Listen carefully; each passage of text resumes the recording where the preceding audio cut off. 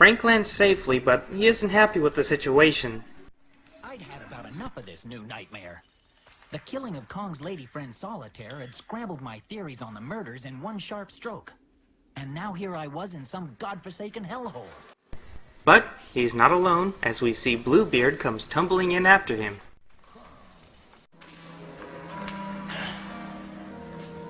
Wow, look at all these bones. I guess you could call this Catacombs. it's not funny when you do it. So, looking at all the dead bodies, Frank seems pretty confident that the old man is indeed the killer he's been looking for. So, when he leaps out at him suddenly, Frank naturally kills him, right? Nope. Because I guess hundreds upon hundreds of bodies mean to talk to the guy, right? Well, it appears that talking to him is the way to go, as we find out that this mysterious old feline is Isaiah, or as he says it, Isaiah was appointed guardian of the dead by God himself after Joker, that fat ass from the cult ritual, left him there, and claims that these hundreds upon hundreds of bodies were not his work, but were simply brought to him over the years. But when they stopped piling up, he decided that he'd go out and gather them himself. Frank questions him about whether the victims were not only sexually excited, but pregnant as well. Were there any that were pregnant? Many. Oh, yes. Many.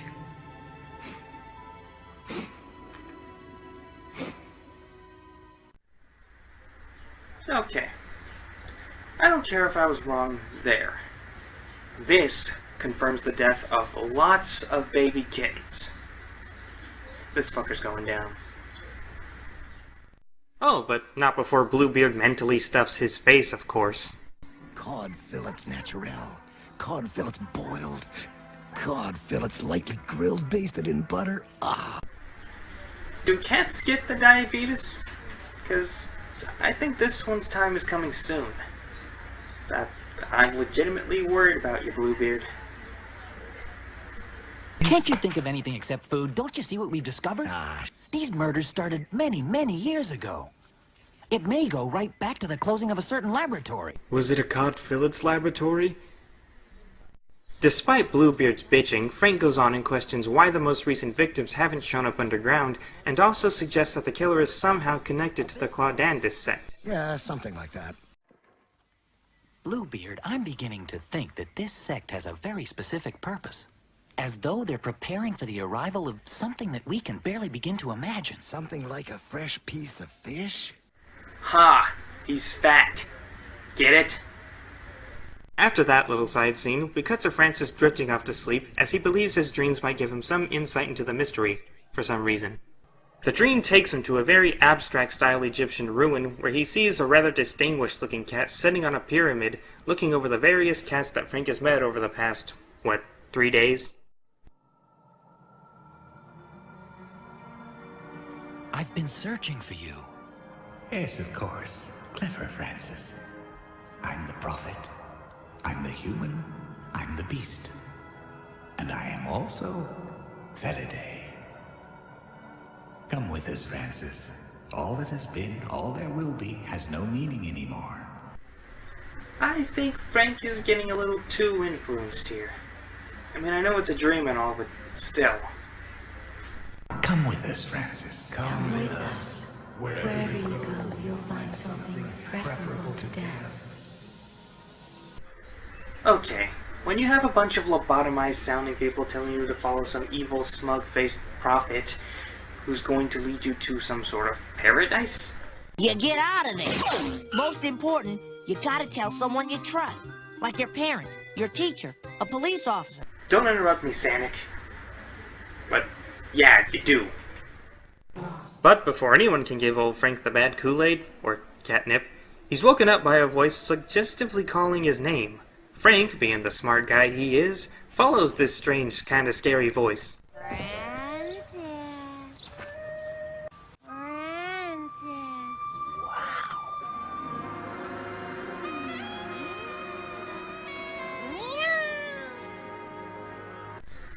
Francis. This scene is, it's gonna get weird, folks. Shit's gonna get really weird.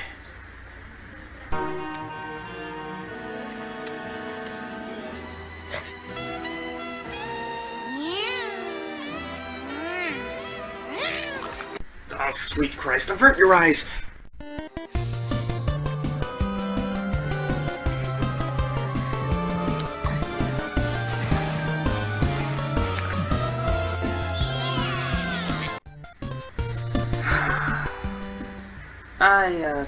I'm sorry that you had to hear that, I guess she was given quite a catcall. Jesus! Moving on. After they're done, Frank questions her about who she is and where she came from. And is it just me, or does she sound a little bit like Lisa Simpson? Where have you come from? Who are you? Who am I? What a quaint old-fashioned question to ask me. I'm new around here, that's all you need to know. Why are you wasting time asking these silly questions when there's so much more we could be doing? Come and get it, baby.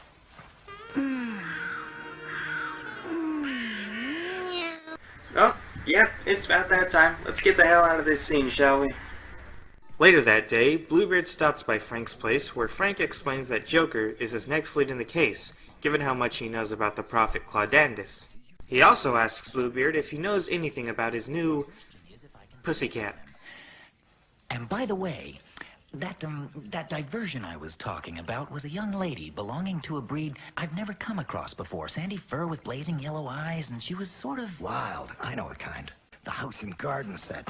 Taking them up as designer pets. By making them household members, the can openers have screwed themselves. They're not the same as we are, in lots of ways. But the main thing I've noticed that makes them different is that the normal healthy trend to domestication that we've got ain't in them somehow. Oh, right, because modern cats are totally evolved for domestication. Alright, I know this movie came out years ago, but still, it's an amusing thought. So after basically explaining to Francis that his new lady friend could potentially slit his throat, the two split up and Francis goes to Pascal to discuss the murders. Francis points out that the killer has been collecting the bodies all this time, but has also been slipping up with his most recent victims, which Pascal suggests is a message to he and Francis specifically. The killer is the puzzle, and he wants us to solve it. If I didn't know any better, I'd say you're the killer, Pasky. Nah. Meanwhile, we are reminded that Bluebeard still exists as he searches around Joker's house, searching, sniffing, and, of course, eating. Either Joker left here in a hurry or his stomach can't take cream anymore. Oh, he's fat. I get it. He searches around the house for a bit more, when he soon comes across a room filled with his worst enemies. Fake cats. Then, the scene ends, rendering it almost completely pointless. Well, not entirely. We got the fat joke after all. Anyway, back at Pascal's, he and Frank are looking more into Joker's possible motivations. Now tell me more about the lady you had the pleasure of meeting this morning. Whoa there, Pasky. A gentleman doesn't kiss and tell. Well, she's quite a unique young lady. But a cat does, I guess. Suddenly, Bluebeard creeps in, telling them that Joker, their prime suspect, has mysteriously disappeared. Francis suggests that the killer had gotten to him, but Pascal strongly suggests that Joker just up and left.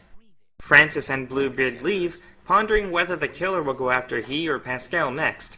Unfortunately, Bluebeard has some bad news to drop. Besides, he isn't gonna be around that much longer. Why's that? He's got stomach cancer. They've given him 6 months. It's only recently the news got around the neighborhood.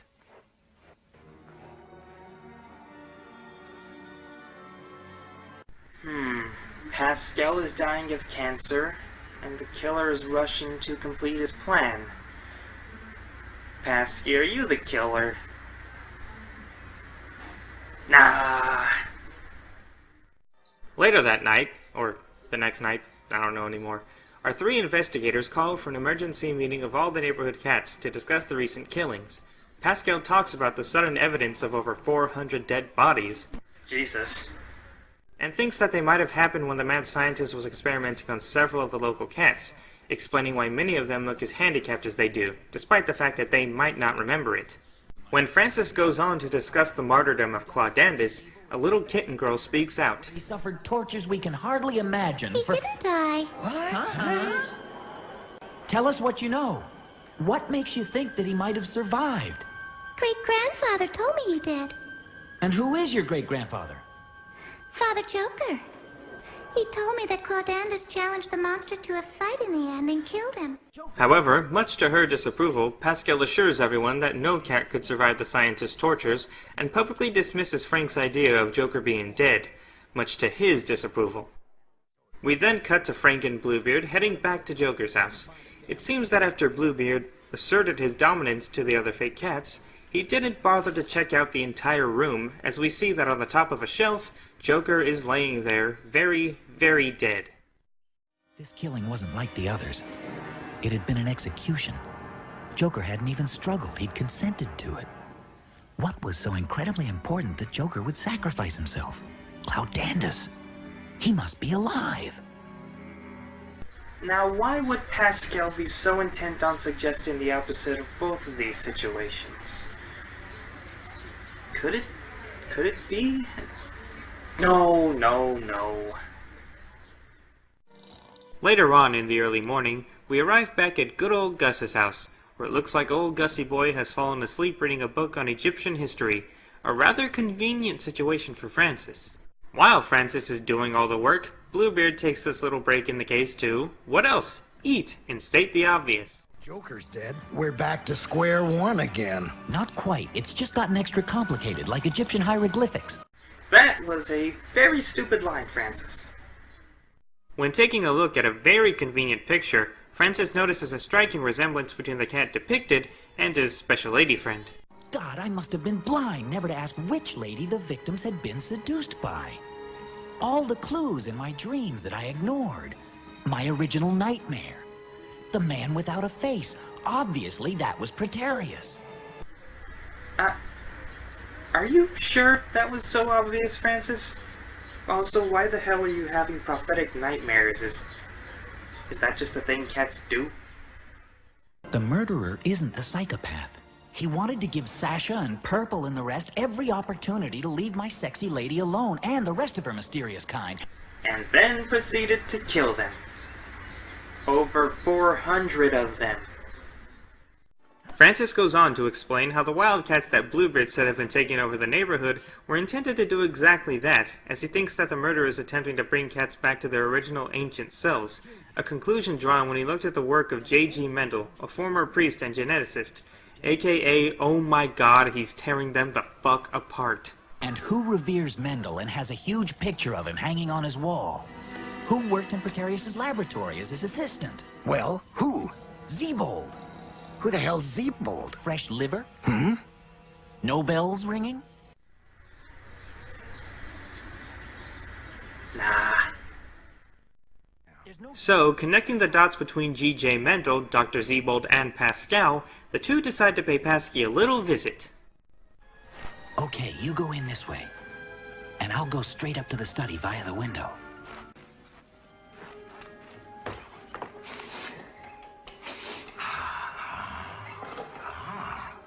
You had one job. While Bluebeard stuffs his face and blows his part of the plan, Francis sneaks in the house through a window and proceeds to go through Zeebold's computer, checking through Pascal's files. Which I just realized Zeebold never found despite Pascal barely knowing how to work a computer. What the hell? Oh, and there goes Bluebeard's dumbass being late and getting attacked. Wow, this movie's making me more mad than I thought it would. Francis digs around on the computer some more and finds out that the murders were a result of inferior cats trying to breed with Francis's sexy lady. Upon finding this out, a voice calls out from behind Francis. With ambitions to get in the way of that. Have you solved the puzzle now? Yes, Claudandus, there are a couple of pieces still missing, but I'm sure you can fill in the gaps. What? Pascal is... Yeah, okay, Pascal's Claudandus' big shock. Pascaldus reveals that after being subjected to numerous tortures, he literally spoke out against the mad scientist, fought him to death, and, after being taken in by Zeebold, started to study genetics and sent Joker to start his cultist revolution messages. I was forced to kill Francis. I had no choice to preserve the racial purity that this new Felidae required. Not a psychopath. Alright, Francis. But Joker, why did you eliminate him? He would have told you everything, and so there was no choice. Yeah, not a psychopath, ladies and gentlemen. Pascaldus then proceeds to lecture Francis about his pathetic, simple lifestyle, and then reveals that he was the one that forced Francis into action by bringing him those prophetic nightmares. Because I guess he's God. Little kitten, you on my shoe. Say hi, Ida.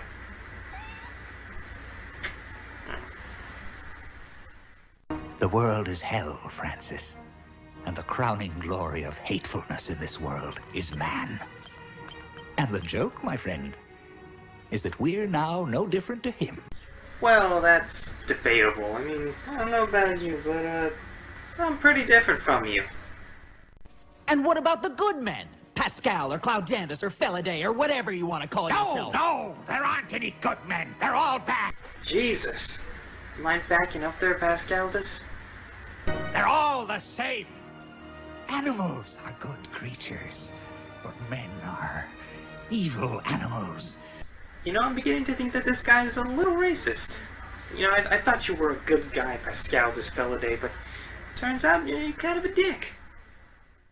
Francis, agreeing with me, decides to erase all the murder records from Pascaldus' computer, because that doesn't give him room to attack you from behind at all.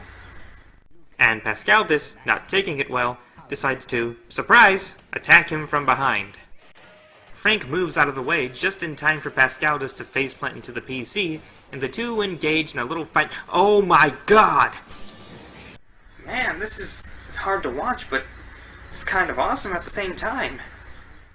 The two are giving it their all, there's fire ablazing. It's like the final battle from The Lion King, only, you know, way less Disney.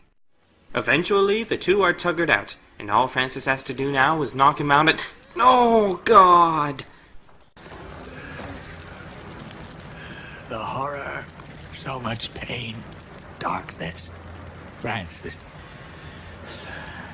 So much darkness. You look at me now, and all you see, Francis, is evil. Yet once I was good. What, you think I have anything to say to that? It's actually just depressing as fuck. Hey, Ida, come here. You're awesome. You know that, right? Nah, you don't. You're just a cat. Okay, go play.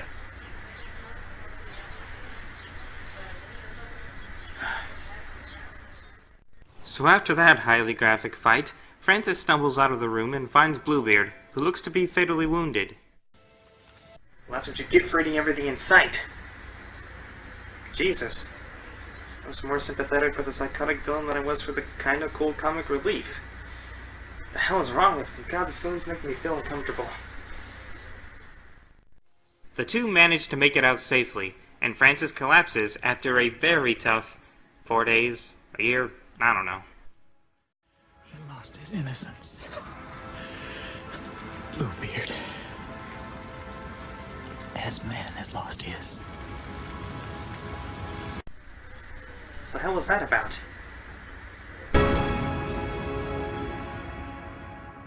Oh god, there's a dog barking.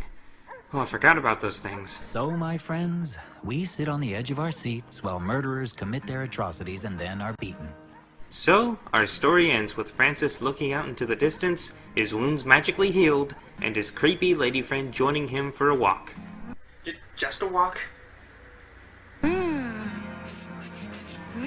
Well, I guess I'll say goodbye for now. Ciao from Bluebeard and all the smartasses in the neighborhood. And my new friend here. Don't give up on the idea of a world in which all animals and people can live together. Perhaps we all need to evolve, to grow a bit more. Maybe we all need to grow into Felidae. Yes, let us all be like proud and dangerous Felidae, a species of cats, one of the least domestically evolved animals out there. And that, ladies and gentlemen, was Felidae, and all jokes aside, it's a very enjoyable movie. The plot does get a little ahead of itself at times, and other times it just doesn't explain itself at all. But even so, this movie was presumably made for adults, and any adult should still be able to understand what's happening, even if it's not explained in the best way. I know that it is based off of a book of the same name though, so that might explain things a bit better, if you feel like finding it. One thing I definitely gotta hand to this film is the animation. While it's not exactly on par with your typical Disney standards of smooth animation and nice consistent shading, it is still one of the best obscure animated films I've ever seen. I also really have to applaud the voice acting for this version of the film. Sure, the pacing of certain sentences is a little annoying, but being a dubbed version, it's understandable. The voice actors also help bring a healthy amount of personality to the characters, and I really appreciate that. I really wouldn't recommend this for any kids due to the gore, but if you feel like your kid can handle it, it's not the worst graphic imagery they could see. Okay, definitely cover their eyes on this part though. Jesus. Overall, this was a very, very decent film, even as flawed as it is. And if you're a fan of out-of-the-box animated films with good animation, then you should definitely check this out. Well, that's it for this episode, guys. Tune in next time for more Obscurity. This is Jeeves, signing out. Ida, come here. Don't lose your innocence like that big baby, Pascal. You're a good kid. Okay?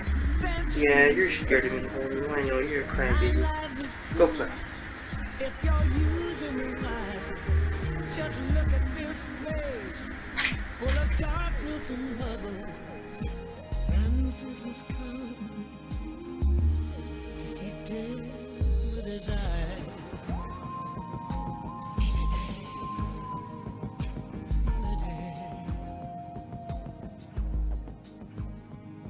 Cat killer on the loose. Deep purple is... Yeah!